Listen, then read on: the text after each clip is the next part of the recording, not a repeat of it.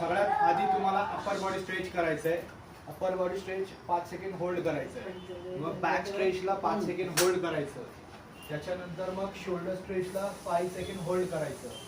त्याच्यानंतर मग rear deltoid both side 5 second hold करायचे. हा एल्बो जो आहे तो नेकच्या लेवलला आला पाहिजे, खाली नाही. ठीक आहे, लाईक दिस.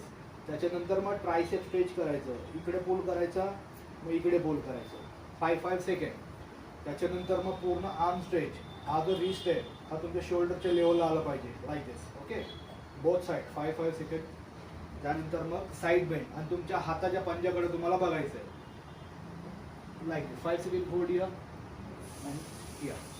त्याच्यानंतर मग नी पुल करायचा. जेवढा वरती खेचता येईल तेवढा वर खेचायचं आणि 5 सेकंड होल्ड करायचं बोथ साइड.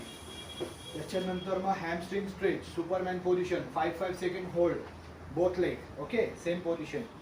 त्याच्यानंतर मग क्वाड्रायसेप स्ट्रेच.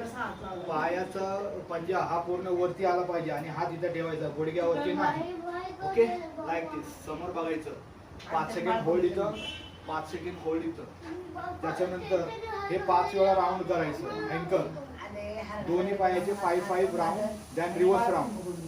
त्याच्यानंतर मग नी round 5 here, 5 here. Then waist round 5 round here, 5 round here. Okay. त्यानंतर मग शोल्डर राऊंड करायचे 5.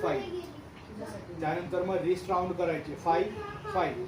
त्यानंतर मग नेक राऊंड करायचे 5 हिअर, 5 हिअर. हा झाला तुमचा वॉर्मअप.